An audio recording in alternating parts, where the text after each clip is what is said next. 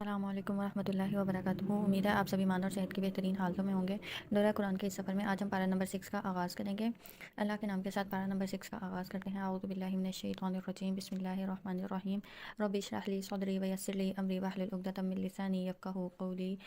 رب زدنا علما، رب یسر ولا تعسر وتمم بالخیر وبک نستعین، آمین الہی آمین۔ پارہ نمبر 6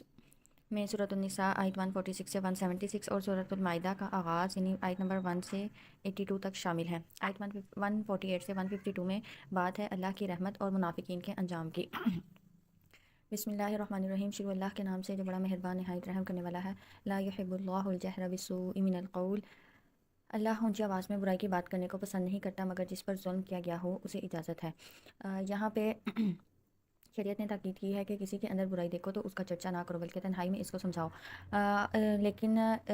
اس کے لیے اجازت ہے کہ اگر کوئی دینی مصلحت ہو، اس طرح کھلے عام اور اعلان برائی کرنا بھی سخت ناپسندیدہ ہے۔ ایک تو برائی کا ارتکاب ویسے ہی ممنوع ہے چاہے پردے کے اندر ہی کیوں نہ ہو، دوسرا اسے سر عام کیا جائے یہ مزید ایک جرم ہے اور اس کی وجہ سے اس برائی کا جرم بڑھ سکتا ہے، اس لیے یہاں پہ اس کو منع کیا گیا ہے، اور اللہ خوب سننے والا خوب جاننے والا ہے۔ اگر تم کھلے طور پر کوئی نیکی کرو یا چھپا کر کرو یا برائی سے درگزر کرو تو اللہ بھی بہت معاف کرنے والا بڑی قدرت والا ہے۔ بے شک جو لوگ اللہ اور اس کے رسولوں کا انکار کرتے ہیں اور چاہتے ہیں کہ وہ اللہ اور اس کے رسولوں کے درمیان تفریق کریں، اور وہ کہتے ہیں ہم بعض پر ایمان لاتے ہیں اور بعض کا انکار کرتے ہیں، اور وہ چاہتے ہیں کہ اس کے درمیان کوئی راہ اختیار کریں، وہی لوگ حقیقی کافر ہیں۔ یعنی ایمان کے لیے یہ لازم ہے کہ تمام رسولوں پر بلا تفریق جو ہے وہ ایمان لایا جائے، جو ایسا نہیں کرتا تو اس کا کوئی ایمان نہیں۔ ہم نے کافروں کے لیے رسوا کرنے والا عذاب تیار کر رکھا ہے، اور جو لوگ اللہ اور اس کے رسولوں پر ایمان لائے اور انہوں نے ان میں سے کسی ایک کے درمیان بھی تفریق نہیں کی، وہی لوگ ہیں جنہیں اللہ جلد اجر دے گا، اور اللہ بہت بخشنے والا بہت رحم کرنے والا ہے۔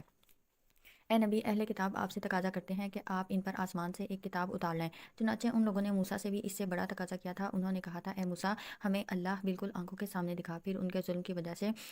کڑاکے کی بجلی ان پر آ پڑی، پھر ان کے پاس کھلی نشانیاں آ جانے کے بعد انہوں نے بچڑے کو معبود بنا لیا، پھر اس پر بھی ہم نے انہیں معاف کر دیا، اور ہم نے موسیٰ کو کھلا غلبہ عطا کیا، اور ہم نے ان سے اقرار لینے کے بعد ان پر طور پہاڑ بلند کیا، اور ہم نے ان سے کہا شہر کے دروازے میں سجدہ کرتے ہوئے داخل ہو جاؤ، اور ہم نے ان سے کہا ہفتے کے دن میں زیادتی نہ کرو۔ یہ سب وہ موضوعات ہیں جو سورہ بقرہ میں ہم تفصیل سے دیکھ چکے ہیں، اور ہم نے ان سے پختہ عہد لیا، پھر ہم نے ان پر لعنت کی اس لیے کہ انہوں نے اپنا عہد توڑا، یعنی بار بار اللہ نے ان کو مہلت دی، بار بار اللہ نے ان سے وعدہ لیا، اور بار بار انہوں نے اپنا عہد توڑ دیا، اللہ کی آیتوں کا انکار کیا، نبیوں کو ناحق قتل کرتے رہے، اور انہوں نے یہ کہا کہ ہمارے دل پردوں میں ہیں، بلکہ اللہ نے ان کے کفر کی وجہ سے ان کے دلوں پر مہر لگا دی، چنانچہ وہ ایمان نہیں لاتے مگر تھوڑے ہی، اور ہم نے ان پر لعنت کی ان کے کفر کی وجہ سے اور مریم پر بہت بڑا بہتان لگانے کی وجہ سے۔ آیت 153 سے 162 میں بات ہے یہودیوں کی نافرمانیاں اور ظلم، اور اسی کو ہم دیکھ رہے ہیں کہ یہود نے بار بار جو ہے معجزات کا مطالبہ کیا، اور معجزات بھی انہیں دیے گئے، کھلی نشانیاں بھی دکھائی گئی، اور بار بار اللہ نے ان کو معاف کیا، ان سے عہد لیا، لیکن پھر بھی وہ عہد کو توڑتے چلے گئے، اور مریم پر بہت بڑا بہتان لگانے کی وجہ سے۔ اس سے مراد یوسف نجار کے ساتھ حضرت مریم علیہ السلام پر بدکاری کی تہمت ہے۔ آج بھی بعض نام نہاد محققین اس بہتان عظیم کو حقیقت ثابتہ باور کرانے پر تلے ہوئے ہیں، اور کہتے ہیں کہ نعوذ باللہ حضرت عیسیٰ علیہ السلام کے وہ باپ تھے، اور یوں حضرت عیسیٰ علیہ السلام کی بن باپ کے معجزانہ ولادت کا بھی وہ انکار کرتے ہیں، جبکہ ایسا کچھ نہیں تھا، یہ ان کی طرف سے ایک تہمت اور بہتان تھا، اور ان کے یہ کہنے کی وجہ سے کہ ہم نے مسیح عیسیٰ ابن مریم اللہ کے رسول کو قتل کیا، حالانکہ انہوں نے نہ انہیں قتل کیا اور نہ ہی انہیں سولی چڑھایا، بلکہ انہیں شوبے میں ڈال دیا گیا۔ اس سے واضح ہو گیا کہ حضرت عیسیٰ علیہ السلام کو یہودی قتل کرنے میں کامیاب ہو سکے اور نہ ہی سولی چڑھانے میں، جیسا کہ ان کا منصوبہ تھا۔ اور بے شک جنہوں نے عیسیٰ کے بارے میں اختلاف کیا اور وہ ضرور ان کے متعلق شک میں ہیں، ان لوگوں کے پاس ان کے بارے میں کوئی علم نہیں سوائے گمان کی پیروی کے، اور انہوں نے یقیناً انہیں قتل نہیں کیا بلکہ اللہ نے انہیں اپنی طرف اٹھا لیا، اور اللہ بڑا زبردست بہت حکمت والا ہے۔ اور اہل کتاب میں سے کوئی بھی ایسا نہ بچے گا جو عیسیٰ پر ان کی موت سے پہلے ایمان نہ لے آئے، اور قیامت کے دن وہ سب ان پر گواہ ہوں گے۔ پھر جو لوگ یہودی ہوئے ان کے ظلم کی وجہ سے ان کے اکثر لوگوں کو اللہ کی راہ سے روکنے کی وجہ سے ہم نے ان پر کچھ پاک چیزیں حرام کر دی جو پہلے ان کے لیے حلال تھی، اور اس وجہ سے کہ وہ سود لیتے تھے حالانکہ انہیں اس سے منع کیا گیا تھا، اور اس وجہ سے بھی کہ وہ لوگوں کا مال ناحق کھاتے تھے، اور ہم نے ان میں سے کافروں کے لیے دردناک عذاب تیار کر رکھا ہے۔ اور اب آپ یہاں پہ یہ دیکھیں کہ جو سود کی بیماری ہے اور لوگوں کا ناحق مال کھانے کی جو بات ہے وہ ہمارے معاشرے میں کتنی عام ہے، تو ہمیں اس چیز کا جائزہ لینا چاہیے، اور یہ لمحہ فکریہ ہے اس کو ختم کرنے کی اور خود کو اس سے بچانے کی کوشش کرنی چاہیے۔ لیکن ان میں سے جو علم پختہ اور مومن ہے وہ ایمان لاتے ہیں اس پر جو آپ پر نازل کیا گیا اور جو آپ سے پہلے نازل کیا گیا، اور وہ نماز قائم کرتے ہیں اور زکوٰۃ دیتے ہیں اور اللہ اور آخرت کے دن پر ایمان رکھتے ہیں، وہی لوگ ہیں جنہیں ہم جلد بہت بڑا اجر دیں گے۔ آیت نمبر 163 سے 176 دیکھتے ہیں۔ انا اوحینا الیک کما اوحینا، اے نبی بے شک ہم نے آپ کی طرف وحی کی جیسے ہم نے نوح اور ان کے بعد دوسرے نبیوں کی طرف وحی کی، اور ہم نے ابراہیم، اسماعیل، اسحاق، یعقوب اور ان کی اولاد اور عیسیٰ، ایوب، یونس، ہارون اور سلیمان علیہ السلام کی طرف وحی کی، اور ہم نے داؤد علیہ السلام کو زبور عطا کی، اور ہم نے کئی رسول بھیجے اس سے پہلے ہم ان کا حال آپ کے سامنے بیان کر چکے ہیں، اور کئی رسول ایسے ہیں کہ ان کا حال ہم نے آپ کے سامنے بیان نہیں کیا۔ اور اللہ نے موسیٰ سے خاص طور پر کلام کیا اور خوشخبری دینے والے اور ڈرانے والے رسول بھیجے، تاکہ رسولوں کے بعد لوگوں کے لیے اللہ کو الزام دینے کی کوئی گنجائش نہ رہے۔ یعنی رسول بھیجنے کا مقصد اور یہ جو کتابوں کے ذریعے ہدایت دی گئی ہے وہ اس لیے دی گئی ہے تاکہ کوئی بھی حجت جو ہے وہ باقی نہ رہ جائے، یعنی کوئی بھی انسان یہ نہ کہہ سکے کہ ان کے پاس کوئی پیغام دینے والا نہیں آیا یا ان کے پاس تعلیمات نہیں پہنچی۔ آج دین جو ہے وہ پوری دنیا میں پھیلا ہوا ہے، اس کے باوجود بھی اگر کوئی دین کا علم حاصل نہیں کرتا تو وہ اس کا ذمہ اس کے اپنے اوپر ہے، وہ یہ نہیں کہہ سکتا کہ اس کے پاس پیغام نہیں آیا یا اس کے پاس علم نہیں پہنچا یا تعلیم وہ نہیں سیکھ سکتا تھا۔ ہاں، وہ اپنی زندگی سے وقت نہیں نکالتا، اپنی مصروفیات سے وقت نہیں نکالتا، تو اس کا ذمہ اس کے اپنے اوپر ہی ہے۔ اس کو اس دین کے لیے وقت نکالنا چاہیے تاکہ اللہ کے سامنے وہ سرخرو ہو سکے اور آخرت میں اس کے لیے کوئی بھی پچھتاوا نہ رہے۔ اور اللہ بڑا زبردست خوب حکمت والا ہے، لیکن اللہ نے آپ پر جو نازل کیا ہے وہ اس کی بابت گواہی دیتا ہے کہ اس نے اپنے علم کے ساتھ نازل کیا ہے، اور فرشتے بھی گواہی دیتے ہیں، اور اللہ بطور گواہ کافی ہے۔ بے شک جن لوگوں نے کفر کیا اور لوگوں کو اللہ کی راہ سے روکا، یقیناً وہ دور کی گمراہی میں جا پڑے۔ بے شک جن لوگوں نے کفر کیا اور ظلم کیا، اللہ کے شیان نہیں کہ وہ انہیں بخش دے، اور نہ یہ شیان ہے کہ وہ انہیں سیدھی راہ دکھائے، مگر وہ انہیں جہنم کا راستہ دکھائے گا جس میں وہ ہمیشہ رہیں گے، اور یہ اللہ کے لیے بہت آسان ہے۔ اے لوگو، یقیناً یہ رسول تمہارے رب کی طرف سے حق لے کر تمہارے پاس آیا ہے، لہٰذا تم ایمان لاؤ، یہ تمہارے لیے بہتر ہوگا، اور اگر تم کفر کرو گے تو آسمانوں اور زمین میں جو کچھ ہے اللہ ہی کے لیے ہے، اللہ خوب جاننے والا، خوب حکمت والا ہے۔ اے اہل کتاب، اپنے دین کے بارے میں حد سے نہ گزر جاؤ اور اللہ کے بارے میں حق بات کے سوا کچھ نہ کہو۔ بے شک مسیح عیسیٰ ابن مریم تو اللہ کا رسول اور اس کا کلمہ ہی ہے جسے اس نے مریم کی طرف ڈالا، اور وہ اس کی طرف سے ایک روح ہے۔ چنانچہ تم اللہ اور اس کے رسولوں پر ایمان لاؤ اور یہ نہ کہو کہ معبود تین ہیں۔ یہاں پہ مریم علیہ السلام کے اور واقعہ اور عیسیٰ علیہ السلام کی جو پیدائش ہے اس کا ذکر کیا گیا ہے۔ کلمتہ جو ہے اس کا مطلب یہ ہے کہ لفظ کن سے باپ کے بغیر حضرت عیسیٰ علیہ السلام کی تخلیق ہوئی، اور یہ لفظ حضرت جبرائیل علیہ السلام کے ذریعے حضرت مریم علیہ السلام تک پہنچایا گیا۔ اور روح اللہ کا مطلب وہ نفخہ یا وہ پھونک ہے جو جبرائیل علیہ السلام نے اللہ کے حکم سے حضرت مریم علیہ السلام کے گریبان میں پھونکا، جسے اللہ تعالیٰ نے باپ کے نطفے کے قائم مقام کر دیا۔ یوں عیسیٰ علیہ السلام اللہ کا کلمہ بھی ہیں، اور جو فرشتے نے مریم علیہ السلام کی ڈالا وہ اس کی وہ روح ہے جسے لے کر جبرائیل علیہ السلام حضرت مریم علیہ السلام کی طرف بھیجے گئے تھے۔ اور یہاں پہ کہا کہ تم تین معبود نہ کہو، یعنی عیسائیوں کے کئی فرقے ہیں، بعض حضرت عیسیٰ علیہ السلام کو اللہ، بعض اللہ کا شریک اور بعض اللہ کا بیٹا مانتے ہیں، نعوذ باللہ۔ پھر جو اللہ مانتے ہیں یعنی کہ وہ تین خداؤں کو مانتے ہیں، اور بعض کہتے ہیں کہ وہ تینوں کا تیسرا ہے۔ تو اس طرح کے جو عقائد ہیں ان کے پائے جاتے ہیں، اس طرح کی وہ باتیں کہتے ہیں، تو اس سے منع کیا گیا کہ تم یہ نہ کہو کہ معبود تین ہے، معبود صرف ایک ہی ہے، اس سے باز آ جاؤ، یہ تمہارے لیے بہتر ہے۔ بے شک اللہ ہی واحد معبود ہے، وہ اس امر سے پاک ہے کہ اس کی کوئی اولاد ہو، آسمانوں اور زمین میں جو کچھ ہے اسی کا ہے، اور اللہ بطور گواہ کافی ہے۔ مسیح عیسیٰ ابن مریم کو اللہ کا بندہ ہونے میں کوئی آر نہیں، اور نامقرر فرشتوں کو آر ہے۔ یعنی عیسیٰ علیہ السلام کو جو عیسائی تھے وہ کہتے تھے کہ مطلب یہ تینوں کا تیسرا ہے یا پھر اللہ کے ساتھ شریک ٹھہراتے تھے، تو حضرت عیسیٰ علیہ السلام کو اس میں کوئی آر محسوس نہیں ہوتی کہ وہ اللہ کا بندہ ہے، وہ خود کو اللہ کا بندہ ہی مانتے تھے، اور نہ ہی فرشتوں کو، کیونکہ وہ فرشتوں کو بھی اللہ کی بیٹیاں کہتے تھے، تو اس لیے یہاں پہ مقرر فرشتوں کا بھی ذکر کیا گیا ہے۔ اور جو کوئی اللہ کی عبادت کو آر خیال کرے اور تکبر کرے تو اللہ جلد ان سب کو اپنی طرف جمع کرے گا۔ پھر جو لوگ ایمان لائے اور انہوں نے نیک عمل کیے تو اللہ انہیں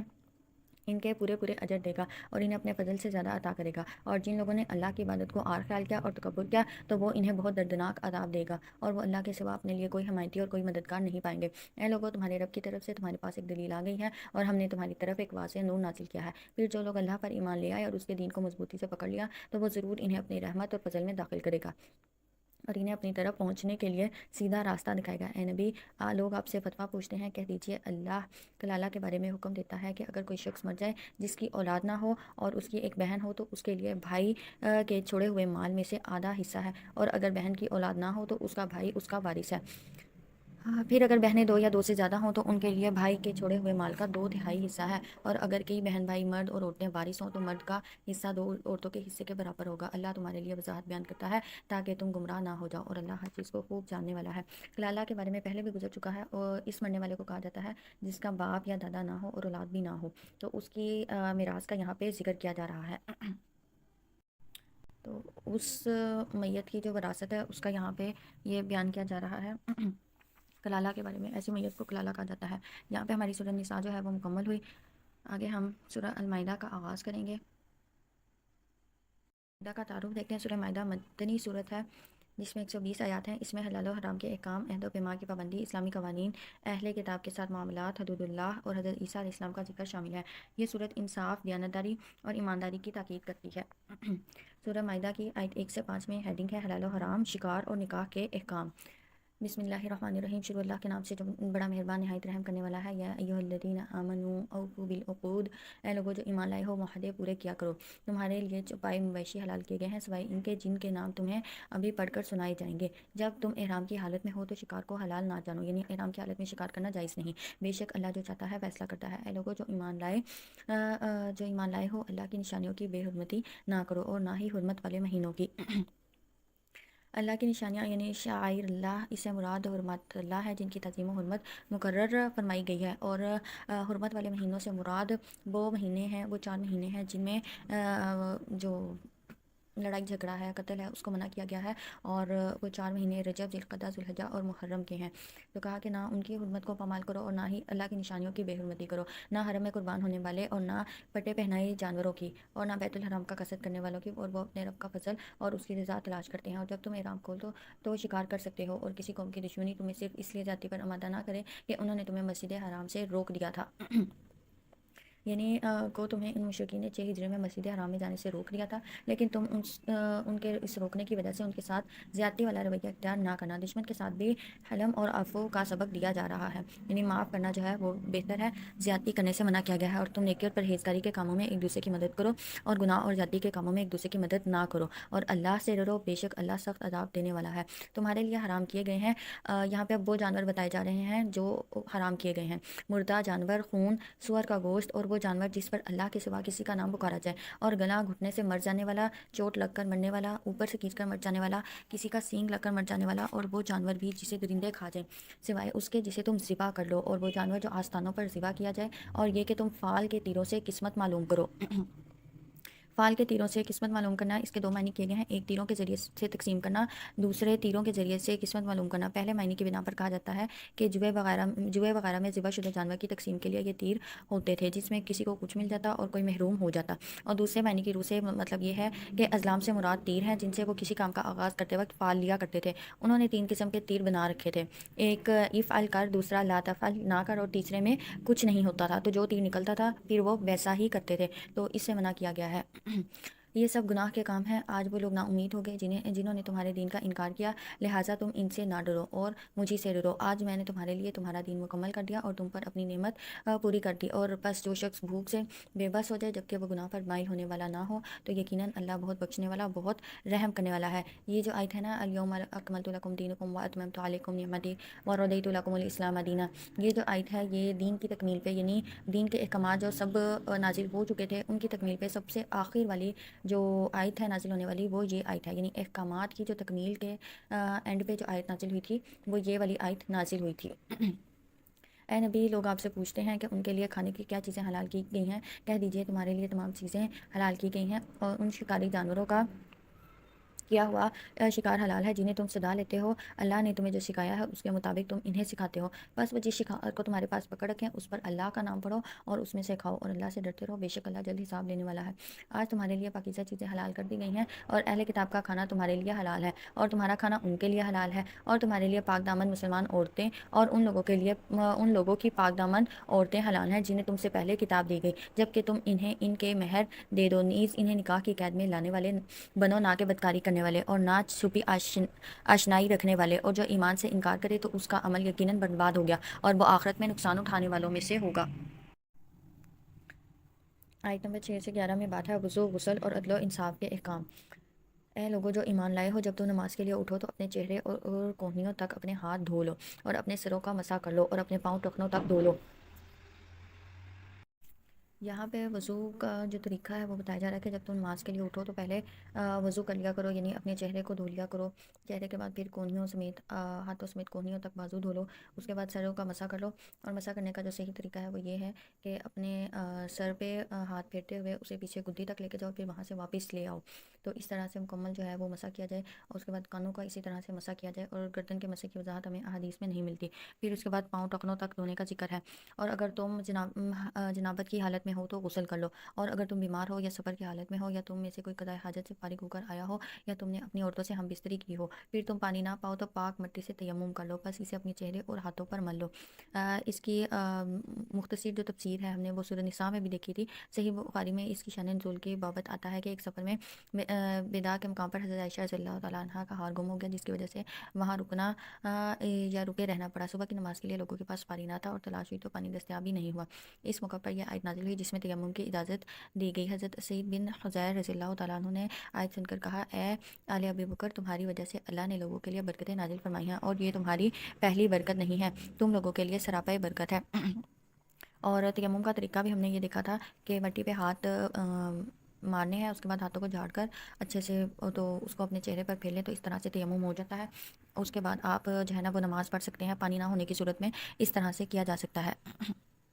اللہ نہیں چاہتا کہ تمہیں تنگی میں ڈالے، بلکہ وہ چاہتا ہے کہ تمہیں پاک کر دے اور تم پر اپنی نعمت پوری کرے تاکہ تم شکر کرو، اور تم پر اللہ کی جو نعمت ہوئی اسے یاد رکھو، اور وہ عہد بھی یاد رکھو جو اس نے تم سے معاہدہ کیا جب تم نے کہا تھا کہ ہم نے سنا اور اطاعت کی، اور اللہ سے ڈرو، بے شک اللہ سینوں کے راز خوب جانتا ہے۔ اے لوگو جو ایمان لائے ہو، تم اللہ کے لیے حق پر قائم رہنے والے اور انصاف کی گواہی دینے والے بنو، اور کسی قوم کی دشمنی تمہیں اس بات پر آمادہ نہ کرے کہ تم عدل نہ کرو، اور عدل کرو، یہی بات تقویٰ کے زیادہ قریب ہے، اور اللہ سے ڈرو، بے شک جو تم عمل کرتے ہو اللہ اس سے خوب آگاہ ہے۔ اللہ نے ان لوگوں سے وعدہ کیا جو ایمان لائے اور انہوں نے نیک عمل کیا، اور ان کے لیے بخشش اور رحمت اور بہت بڑا اجر ہے، اور جن لوگوں نے کفر کیا اور ہماری آیتوں کو جھٹلایا وہی لوگ دوزخی ہیں۔ اے لوگوں جو ایمان لائے ہو، اپنے اوپر اللہ کی نعمت یاد کرو جب ایک قوم نے ارادہ کیا تھا کہ تمہاری طرف اپنے ہاتھ بڑھائیں تو اللہ نے انہیں تم پر ہاتھ ڈالنے سے روک دیا، اور اللہ سے ڈرو، اور ایمان والوں کو چاہیے کہ اللہ ہی پر بھروسہ کریں۔ آیت نمبر 12 سے 19 تک بات ہے بنی اسرائیل کی نافرمانیاں اور اسلام کی دعوت۔ اور بے شک اللہ نے بنی اسرائیل سے عہد لیا تھا، اور ہم نے ان میں سے 12 سردار مقرر کیے تھے، ان کے 12 قبیلے تھے، 12 سردار مقرر کیے تھے، اور اللہ نے کہا بے شک میں تمہارے ساتھ ہوں، اگر تم نماز قائم کرو گے اور زکوٰۃ ادا کرو گے اور میرے رسولوں پر ایمان لاؤ گے اور ان کی مدد کرتے رہو گے اور اللہ کو اچھا قرض دو گے تو میں ضرور تم سے تمہاری برائیاں دور کر دوں گا، اور ضرور تمہیں ایسے باغوں میں داخل کروں گا جن کے نیچے نہریں بہتی ہیں۔ پھر اس کے بعد جس نے کفر کیا یقیناً وہ سیدھی راہ سے بھٹک گیا، چنانچہ ان کے اپنا عہد توڑنے کی وجہ سے ہم نے ان پر لعنت کی اور ہم نے ان کے دلوں کو سخت کر دیا، وہ کلمات کو ان کے موقع و محل سے بدل ڈالتے ہیں، اور جس چیز کی انہیں تاکید کی گئی تھی اس کا ایک حصہ انہوں نے بھلا دیا، اور آپ کو ان میں سے دوسروں کی خیانت کی اطلاع ملتی رہتی ہے، ان میں سے سوائے چند افراد کے، چنانچہ انہیں معاف کر دے اور ان سے درگزر کریں، بے شک اللہ احسان کرنے والوں کو پسند کرتا ہے۔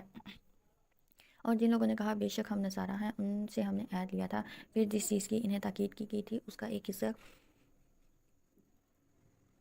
انہوں نے بھلا دیا، چنانچہ ہم نے روز قیامت تک ان کے درمیان دشمنی اور بغض ڈال دیا، اور وہ جو کچھ کرتے رہتے ہیں اللہ جلد انہیں اسے آگاہ کر دے گا۔ اے اہل کتاب، تمہارے پاس ہمارا رسول آ گیا، وہ تمہارے لیے اللہ کی کتاب کی بہت سی ایسے باتیں ظاہر کرتا ہے جنہیں تم چھپاتے تھے، اور بہت سی باتوں سے درگزر کرتا ہے، یقیناً تمہارے پاس اللہ کی طرف سے روشنی اور واضح کرنے والی کتاب آ گئی ہے، اس کے ذریعے سے اللہ اس شخص کو سلامتی کی راہ دکھاتا ہے جو اللہ کی رضا کی پیروی کرنا چاہتا ہے، اور انہیں اپنے حکم سے اندھیروں سے روشنی کی طرف نکال لاتا ہے اور سیدھے راستے کی طرف ان کی رہنمائی کرتا ہے۔ یقیناً ان لوگوں نے کفر کیا جنہوں نے یہ کہا بے شک اللہ تو وہی مسیح ابن مریم ہے۔ اے نبی کہہ دیجئے بس کون ہے جو اللہ کے آگے کچھ اختیار رکھتا ہو؟ اگر اللہ مسیح ابن مریم کو اور ان کی ماں اور تمام زمین والوں کو ہلاک کرنے کا ارادہ کر لے، اور اللہ ہی کے لیے آسمانوں اور زمین کی بادشاہی ہے اور جو کچھ ان دونوں کے درمیان ہے، جو وہ چاہے پیدا کرتا ہے، اور اللہ ہر چیز پر خوب قدرت رکھتا ہے۔ اور یہودیوں اور عیسائیوں نے کہا ہم اللہ کے بیٹے اور اس کے پیارے ہیں۔ اے نبی کہہ دیجئے پھر وہ تمہارے گناہ کی سزا کیوں دیتا ہے؟ بلکہ تم اس کی مخلوق میں سے انسان ہو، وہ جسے چاہے بخش دیتا ہے اور جسے چاہے عذاب دیتا ہے، اور اللہ ہی کے لیے آسمانوں اور زمین کی بادشاہی ہے، جو کچھ ان دونوں کے درمیان ہے اسی کی طرف لوٹ کر جانا ہے۔ اے اہل کتاب، تمہارے پاس ہمارا رسول آ گیا جو رسولوں کے وقفے کے بعد تمہارے لیے باتیں کھول کر بیان کرتا ہے تاکہ تم یہ نہ کہو کہ ہمارے پاس تو کوئی خوشخبری دینے والا امید ہے آپ سب ایمان اور صحت کی بہترین نہیں آیا، حالتوں میں ہوں گے۔ بس پارہ یقیناً نمبر 6 تمہارے کا پاس خوشخبری دینے آدھا والا حصہ ہم کر اور چکے تھے ڈرانے دورہ والا قرآن میں، آ آج گیا، ہم اللہ دوسرا ہی آدھا پر حصہ خوب کر مکمل کریں گے۔ تو آئیے اپنے دورہ قرآن کا آغاز کرتے ہیں۔ رب اشرح لی صدری ویسر لی امری واحلل عقدۃ من لسانی یفقہوا قولی، رب زدنا علما، رب یسر ولا تعسر وتمم بالخیر وبک نستعین، آمین الہی آمین۔ آیت نمبر 20 سے 26 میں بات ہے بنی اسرائیل کی بزدلی اور ارض مقدس میں داخلے سے انکار۔ اور جب موسیٰ نے اپنی قوم سے کہا اے میری قوم، اللہ کی وہ نعمت یاد کرو جو اس نے تم پر کی جب اس نے تم میں سے نبی بنایا اور تمہیں بادشاہ بنایا اور تمہیں وہ کچھ دیا جو ساری دنیا کو نہیں دیا گیا تھا۔ اے نبی اے میری قوم مقدس زمین میں داخل ہو جاؤ جو اللہ نے تمہارے نام لکھ دی ہے، اور تم اپنی پشت کے بل نہ مڑو، پھر تم خسارہ اٹھانے والے ہو جاؤ گے۔ انہوں نے جواب دیا، موسیٰ بے شک اس زمین میں ایک بڑی زوراور قوم ہے، اور اس قوم کا نام عمالقہ تھا، قوم عمالقہ، اور ہم ہرگز اس میں داخل نہیں ہوں گے یہاں تک کہ وہ لوگ اس میں سے نکل جائیں، پھر اگر وہ اس میں سے نکل گئے تو بے شک ہم داخل ہو جائیں گے۔ جو لوگ اللہ سے ڈرتے تھے ان میں سے دو آدمی جن پر اللہ کا فضل تھا وہ بولے، تم ان کے مقابلے کے لیے دروازے میں داخل ہو جاؤ، پھر جب تم دروازے میں داخل ہو گئے تو بے شک تم غالب آ جاؤ گے، اور اگر تم مومن ہو تو تمہیں اللہ پر ہی بھروسہ کرنا چاہیے۔ وہ کہنے لگے، موسیٰ ہم ہر کسی زمین میں داخل نہیں ہوں گے جب تک کہ وہ لوگ وہاں موجود ہیں، چنانچہ تو اور تیرا رب جائے، پھر تم دونوں ان سے لڑو، ہم تو یہیں بیٹھے ہیں۔ موسیٰ نے کہا، اے میرے رب، بے شک مجھے اپنے آپ اور اپنے بھائی کے سوا کسی پر کچھ اختیار نہیں، چنانچہ تو ہمیں اس نافرمان قوم سے الگ کر دے۔ اللہ نے فرمایا، بے شک وہ مقدس زمین ان لوگوں پر 40 برس تک حرام کر دی گئی ہے، یعنی اگر وہ اللہ کا حکم مان کر داخل ہو جاتے تو وہ ضرور اس زوراور قوم پر غالب آ جاتے، لیکن وہ ڈر گئے اور انہوں نے نافرمانی کی، تو پھر ان کو سزا کے طور پر 40 برس تک وہ زمین جو تھی وہ ان پر حرام کر دی گئی۔ وہ زمین میں 40 برس تک ادھر ادھر بھٹکتے پھریں گے، چنانچہ آپ اس نافرمان قوم کا غمناک ہے، اور نبی آپ انہیں آدم کے 2 بیٹوں کا واقعہ ٹھیک ٹھیک سنا دیں۔ یہ آیت 27 سے 34 میں حابیل اور قابیل کا واقعہ اور قتل کی سزا جو ہے وہ بیان کی گئی ہے۔ جب ان دونوں نے قربانی کی تھی، پھر ان میں سے ایک کی قربانی تو قبول کر لی گئی اور دوسرے کی قبول نہ کی گئی۔ دوسرا بولا، میں تجھے قتل کر دوں گا۔ پہلے نے جواب دیا، اللہ سیر پرہیزگاروں سے قربانی قبول کرتا ہے۔ اگر تو نے اپنا ہاتھ میری طرف اس ارادے سے بڑھایا ہے کہ مجھے قتل کر دے، تو میں بھی اپنا ہاتھ تیری طرف نہیں بڑھاؤں گا کہ تجھے قتل کر دوں۔ بے شک میں اللہ سے ڈرتا ہوں جو سب جہانوں کا رب ہے۔ میں تو چاہتا ہوں کہ تو میرا اور اپنا گناہ اپنے سر لے لے اور دوستوں میں شامل ہو جائے۔ ظالموں کا یہی بدلہ ہے۔ پھر اس کے نفس نے اسے اپنے بھائی کے قتل کرنے پر اکسایا، چنانچہ اس نے اسے قتل کر دیا اور وہ خسارہ پانے والوں میں سے ہو گیا۔ یہ جو واقعہ ہے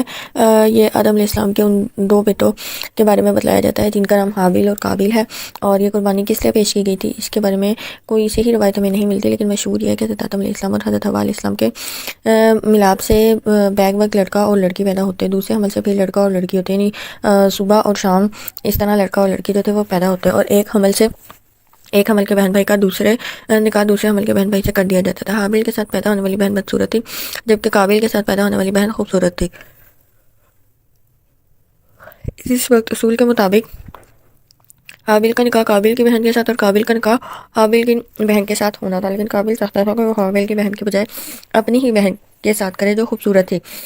حضرت آدم علیہ السلام نے سمجھایا لیکن وہ نہ سمجھا۔ بالآخر حضرت آدم علیہ السلام نے دونوں کو بارگاہ الہی میں قربانیاں پیش کرنے کا حکم دیا کہ جس کی قربانی قبول ہو جائے گی اس کا نکاح قابیل کی بہن سے کر دیا جائے گا۔ حابیل کی قربانی قبول ہو گئی، یعنی آسمان سے آ گئی اور اسے کھا گئی، یہ اس کے قبول ہونے کی دلیل ہے، لیکن جیسا کہ بتایا گیا یہ بات ثابت نہیں۔ یہاں پہ یہ جو قربانی تھی وہ اس طرح سے دی گئی تھی اور یہ واقعہ اسی طرح سے بیان کیا جاتا ہے، لیکن جو قابل تھا اس نے پھر اپنے بھائی کا قتل کر دیا۔ پھر اللہ نے وہاں ایک کوا بھیجا، وہ اپنے پنجوں سے زمین کو کریدنے لگا تاکہ اسے دکھائے کہ وہ اپنے بھائی کی لاش کیسے دفن کرے۔ وہ کہنے لگا، افسوس میں اس کوے جیسا ہونے سے بھی عاجز رہا۔ یعنی یہاں جو افسوس ہے یہ اس نے وہ جو بھائی کی لاش ٹھکانے لگانے کے لیے اس کو جو ترکیب تھی وہ کوے کو دیکھ کر آئی، تو اس نے پھر اپنی عقل پہ افسوس کیا کہ اس کو کیوں نہ یہ آئیڈیا آیا کہ اپنے بھائی کی لاش دفنا دیتا، چنانچہ وہ پچھتانے والوں میں سے ہو گیا۔ اس وجہ سے ہم نے بنی اسرائیل کے لیے لکھ دیا کہ جو شخص کسی کو قتل کر دے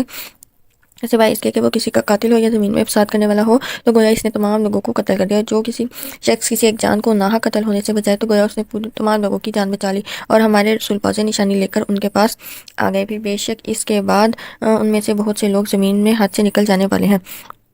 آپ کو دیکھ کر اگر کوئی نیکی شروع کرتا ہے تو اس نیکی کا اجر قیامت تک آپ کو ملتا رہے گا جب تک وہ نیکی ہوتی رہے گی، اور اگر آپ کو دیکھ کر کوئی برائی شروع کرتا ہے تو اس برائی کا جو وبال ہے وہ قیامت تک آپ کے کندھوں پر پڑتا رہے گا۔ اسی طرح دنیا میں جتنے بھی قتل ہو رہے ہیں ان کا جو وبال ہے وہ قابیل کے کندھوں پر پڑتا جا رہا ہے، کیونکہ یہ قتل کا جو سلسلہ تھا یہ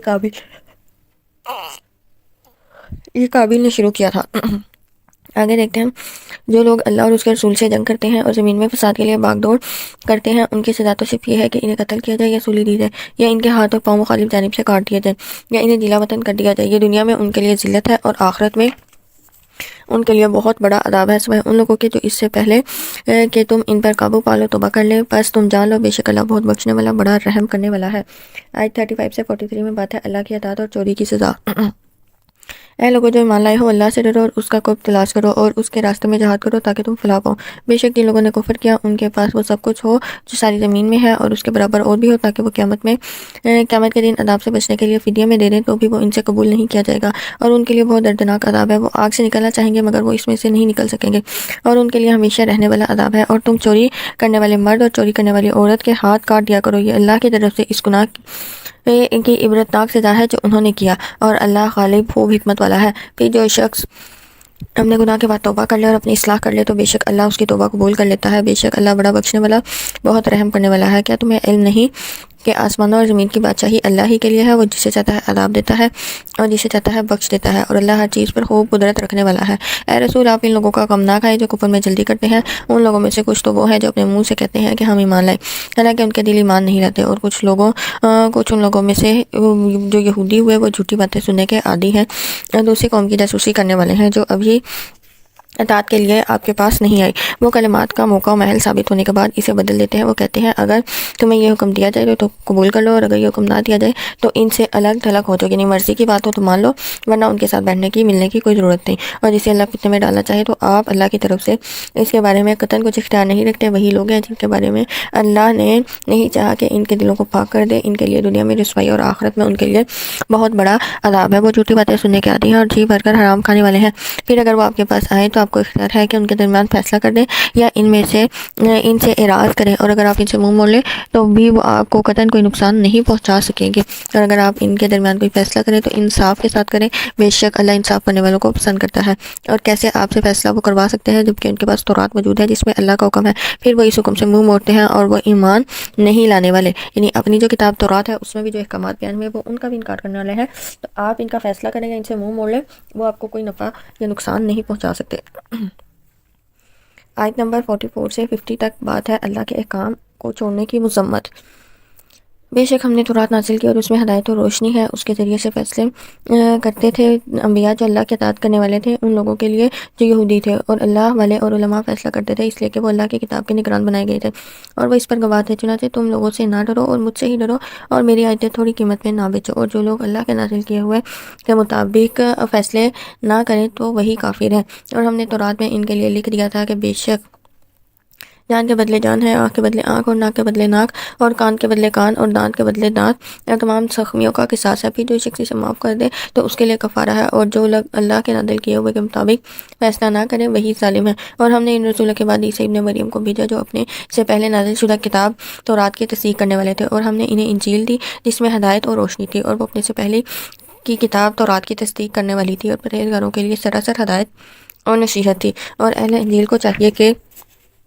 اللہ نے اس میں جو کچھ نازل کیا ہے اس کے مطابق فیصلہ کریں، اور جو لوگ اللہ کے نازل کیے ہوئے کے مطابق فیصلہ نہ کریں تو وہی نافرمان ہے۔ اے نبی، ہم نے آپ پر یہ کتاب حق کے ساتھ نازل کی، یہ تصدیق کرنے والی ہے اس کتاب کی جو اس سے پہلے تھی، اور اس پر نگہبان ہے، چنانچہ آپ ان کے درمیان اللہ کی نازل کی ہوئی ہدایت کے مطابق فیصلہ کریں، اور آپ کے پاس جو حق آیا ہے اسے نظر انداز کر کے ان کی خواہشات کی پیروی نہ کریں۔ ہم نے تم سے ہر ایک کے لیے ایک دستور اور طریقہ بنایا، اور اگر اللہ چاہتا تو تمہیں ضرور ایک امت بنا دیتا، لیکن وہ چاہتا ہے کہ تمہیں اس کتاب کے بارے میں آزمائش اس نے تمہیں دی، یعنی اللہ کے لیے کوئی مشکل نہیں تھا کہ اللہ سب کو ہی ایمان والا بنا دیتا، سب اللہ کی عبادت کرتے،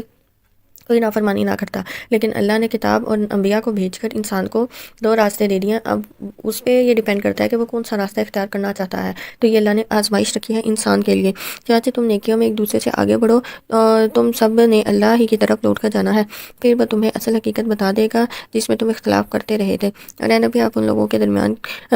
اس کے مطابق فیصلہ کریں جو اللہ نے آپ پر نازل کیا ہے، اور ان کی خواہشات کی پیروی نہ کریں، ان سے ہوشیار رہیں، وہ آپ کو کسی ایسے حکم سے ادھر ادھر نہ کر دیں جو اللہ نے آپ پر اتارا ہے۔ پھر اگر وہ اس سے منہ موڑے تو جان لے کہ اللہ کا فقط یہی ارادہ ہے کہ ان میں سے بعض گناہوں کی وجہ سے انہیں سزا دے، اور بے شک ان لوگوں میں سے اکثر نافرمان ہے۔ پھر وہ جاہلیت کا فیصلہ چاہتے ہیں، اور جو قوم اللہ پر یقین رکھتی ہے اس کے نزدیک اللہ سے بہتر فیصلے کرنے والا کون ہو سکتا ہے۔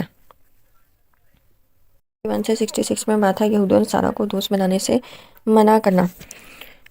اے لوگو جو ایمان لائے ہو، یہودیوں اور عیسائیوں کو دوست نہ بناؤ، وہ آپس میں ایک دوسرے کے دوست ہیں، اور تم میں سے جو کوئی ان سے دوستی کرے گا تو بے شک وہ انہی میں سے ہوگا۔ یقیناً اللہ ظالم لوگوں کو ہدایت نہیں دیتا ہے۔ نبی، بس آپ ان لوگوں کو دیکھتے ہیں جن لوگوں کے دلوں میں منافقت کا روگ ہے کہ وہ دوڑ کر ان یہودیوں میں جاتے ہیں اور ان سے کہتے ہیں ہم ڈرتے ہیں کہ ہمیں کوئی مصیبت نہ پہنچے۔ پھر قریب ہے کہ اللہ تمہیں پتہ عطا کرے یا اپنی طرف سے کوئی اور بات ظاہر کرے، تو یہ لوگ اپنے منافقت پر پچھتائیں گے جسے وہ اپنے دلوں میں چھپائے ہوئے ہیں۔ اور وہ اس وقت جو لوگ ایمان لائے ہیں کہیں گے کیا یہی وہ لوگ ہیں جنہوں نے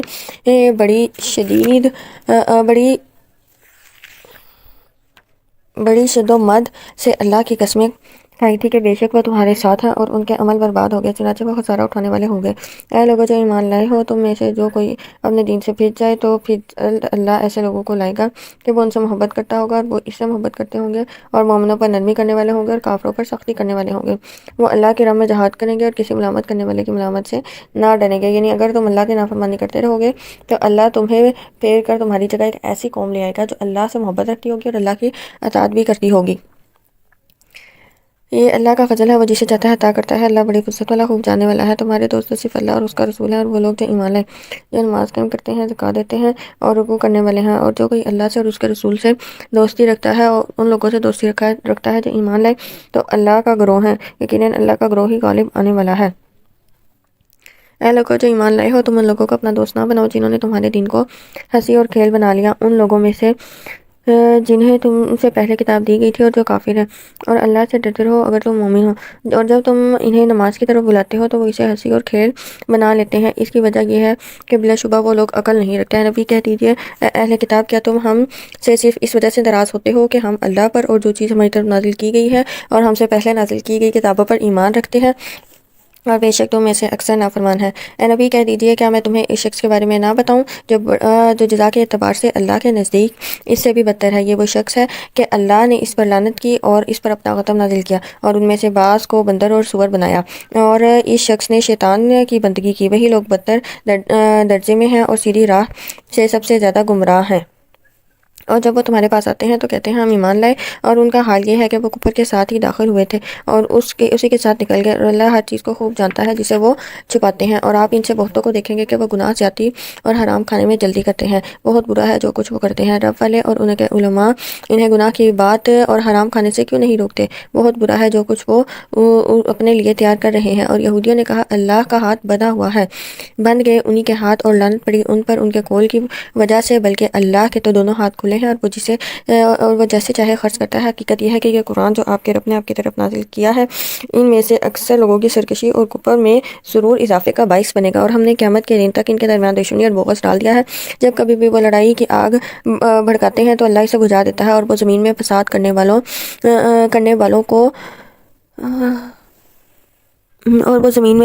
والوں کو دوڑتے ہیں، اور اللہ فساد کرنے والوں کو پسند نہیں کرتا۔ یہاں پہ یہ جو کہا نا کہ اللہ کا ہاتھ بندھا ہوا ہے، تو یہ وہی بات ہے جو سورہ آل عمران کی آیت میں کی گئی تھی، جب اللہ نے اپنی راہ میں خرچ کرنے کی ترغیب دلاتے ہوئے اسے قرض حسنہ سے تعبیر دیا تھا، تو یہودیوں نے کہا کہ نعوذ باللہ، اللہ تو فقیر ہو گیا ہے، لوگوں سے قرض مانگ رہا ہے۔ تو تعبیر کے اس حسن کو انادن نظر انداز کر دیا جو اس نے پنہا تھا، یعنی سب کچھ اللہ کا ہی دیا ہوا ہے، اللہ کے دیے ہوئے مال میں سے ہی اس کی راہ میں خرچ کرنا ہے۔ تو اللہ نے اس کی ترغیب دلانے کے لیے کہا تھا کہ کون اللہ کو قرض حسنہ دے گا، لیکن یہودیوں نے اس کا جو ہے یہ غلط مطلب نکالا۔ اس کا جواب دیا گیا کہ اللہ کے خزانے میں کوئی کمی نہیں آتی، وہ جتنا چاہے اتنا خرچ کر سکتا ہے، دونوں ہاتھوں سے بھی کرے تب بھی اس کا خزانہ خالی نہ ہو۔ اور اگر اہل کتاب ایمان لے آئیں اور پرہیزگاری اختیار کریں تو یقیناً ہم ان سے ان کی برائیاں دور کر دیں گے اور انہیں نعمت والے باغوں میں ضرور داخل کریں گے۔ اور اگر یقیناً وہ تورات اور انجیل اور اپنے رب کی طرف سے نازل کی گئی دوسری کتابوں کے احکام پر ٹھیک ٹھیک عمل کرتے تو وہ اپنے اوپر سے اور اپنے پاؤں کے نیچے سے واپر رزق کھاتے۔ ان میں سے ایک گروہ درمیانی راہ چلنے والا ہے، اور ایک ان میں سے زیادہ تر لوگ جو کچھ کر رہے ہیں وہ برا ہے۔ آیت 67 سے 82 میں بعد حضرت عیسیٰ علیہ السلام کی تعلیمات اور عیسائیوں کی گمراہی۔ اے رسول، آپ کے رب کی طرف سے آپ پر جو نازل کیا گیا ہے وہ لوگوں تک پہنچا دیجیے، اور اگر آپ نے ایسا نہ کیا تو گویا آپ نے اس کی پیغمبری کا حق ادا نہ کیا، اور اللہ آپ کو لوگوں کے شر سے بچائے گا، اور بلا شبہ کافروں کی قوم کو ہدایت نہیں دیتا۔ اے نبی کہہ دیجئے اے اہل کتاب، تم ہرگز اصل دین پر کاربند نہیں ہو سکتے یہاں تک کہ تم تورات و انجیل اور جو تمہارے رب کی طرف سے نازل کی گئی دوسری کتابوں پر کے احکام پر ٹھیک ٹھیک عمل کرنے لگو۔ حقیقت یہ ہے کہ یہ قرآن جو آپ کی رب کی طرف سے نازل ہوا ہے، ان میں سے اکثر لوگوں کی سرکشی اور کفر میں اضافے کا باعث بنے گا، اور آپ کافروں کی قوم کا غم نہ کھائیں۔ بے شک جو لوگ ایمان نہیں لائے اور جو لوگ یہودی ہوئے اور صابی ہوئے اور نصارہ، ان میں سے جو بھی اللہ اور آخرت کے دن پر ایمان لائے اور نیک عمل کرے تو ان پر کوئی خوف ہوگا نہ ہی وہ غمگین ہوں گے۔ یقیناً ہم نے بنی اسرائیل سے پختہ عہد لیا تھا اور ہم نے ان کی طرف کئی رسول بھیجے۔ جب ان کے پاس کوئی رسول ایسی چیز لے کر آیا جیسے ان کے نفس پسند نہیں کرتے تھے تو بعض نبیوں کو انہوں نے جھٹلایا اور بعض کو وہ قتل ہی کر دیتے تھے، اور ان لوگوں کا خیال تھا کہ ان کی کوئی آزمائش نہ ہوگی، چنانچہ وہ اندھے اور بہرے اور گونگے ہو گئے۔ پھر اللہ ان پر مہربان ہوا، مگر ان میں سے زیادہ تر لوگ پھر اندھے اور بہرے ہو گئے، اور اللہ خوب دیکھنے والا ہے جو کچھ وہ کرتے ہیں۔ یقیناً کفر کیا ان لوگوں نے جنہوں نے کہا بے شک اللہ تو وہی مسیح ابن مریم ہے، اور مسیح نے کہا اے بنی اسرائیل تم اللہ کی عبادت کرو جو میرا اور تمہارا رب ہے، بے شک جو اللہ کے ساتھ شرک کرتا ہے تو یقیناً اللہ نے اس پر جنت حرام کر دی اور اس کا ٹھکانہ دوزخ ہے، اور ظالموں کا کوئی مددگار نہیں۔ یقیناً کافی ہوئے وہ لوگ جنہوں نے کہا بے شک اللہ تین میں سے تیسرا ہے اور کوئی معبود نہیں سوائے اس معبود کے، اور جو کچھ وہ کہتے ہیں اگر اس سے باز نہ آئے تو ان میں سے جن لوگوں نے کفر کیا انہیں ضرور دردناک عذاب ملے گا۔ پھر کیا وہ اللہ کے سامنے توبہ نہیں کرتے اور اس سے بخشش نہیں مانگتے، اور اللہ بہت بخشنے والا نہایت رحم کرنے والا ہے۔ مسیح ابن مریم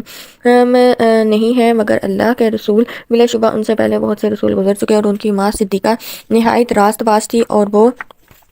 دونوں کھانا کھاتے تھے۔ دیکھیں ہم ان کے لیے کیسی کیسی نشانیاں بیان کرتے ہیں، پھر دیکھیں وہ کدھر الٹے پھرے جاتے ہیں۔ نبی کہہ دیجئے کیا تم اللہ کو چھوڑ کر ایسی چیز کی عبادت کرتے ہو جو تمہارے لیے نقصان اور نفع کا کوئی اختیار نہیں رکھتی، اور اللہ ہی تو خوب سننے والا خوب جاننے والا ہے۔ کہہ دیجئے اہل کتاب تم اپنے دین میں ناحق زیادتی نہ کرو اور ان لوگوں کی خواہشات کی پیروی نہ کرو جو اس سے پہلے گمراہ ہو چکے ہیں، اور انہوں نے بہت سو کو گمراہ کیا اور وہ سیدھی راہ سے بہک گئے۔ بنی اسرائیل میں سے جو لوگ کافر ہوئے ان پر داؤد اور عیسیٰ اور ابن مریم کی زبان سے لعنت کی گئی، اس وجہ سے کہ انہوں نے نافرمانی کی اور وہ حد سے گزر جاتے تھے۔ وہ ایک دوسرے کو برے کام سے منع نہیں کرتے تھے کیونکہ انہوں نے وہ خود کیا ہوتا تھا بہت برا تھا جب وہ کرتے تھے۔ یعنی انسان نے جب خود کوئی برائی کی ہوتی ہے تو وہ دوسرے کو اس برائی سے نہیں روک سکتا کیونکہ وہ خود اس برائی سے خود کو نہیں روک پا رہا ہوتا، تو پہلے ضروری ہے کہ انسان خود کو اس برائی سے روکے پھر ہی وہ دوسروں کو روک سکتا ہے۔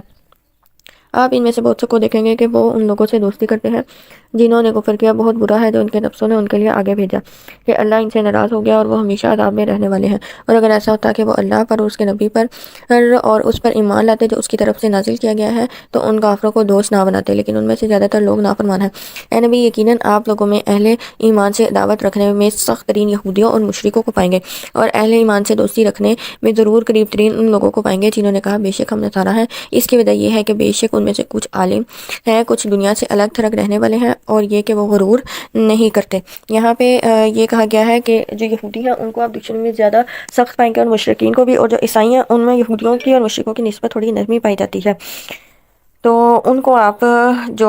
دشمنی ہے اس میں اتنا سخت نہیں پائیں گے کیونکہ ان میں نیک لوگ بھی ہیں اور وہ غرور و تکبر بھی نہیں کرتے۔ تو یہاں پہ ہمارا پارہ نمبر 6 مکمل ہوا۔ اللہ پاک سے دعا کرتے ہیں کہ اللہ پاک ہمیں اس پر عمل کی توفیق عطا فرمائے۔ اپنا بہت سارا خیال رکھیے گا، انشاءاللہ پھر ملاقات ہوگی۔ السلام علیکم ورحمۃ اللہ۔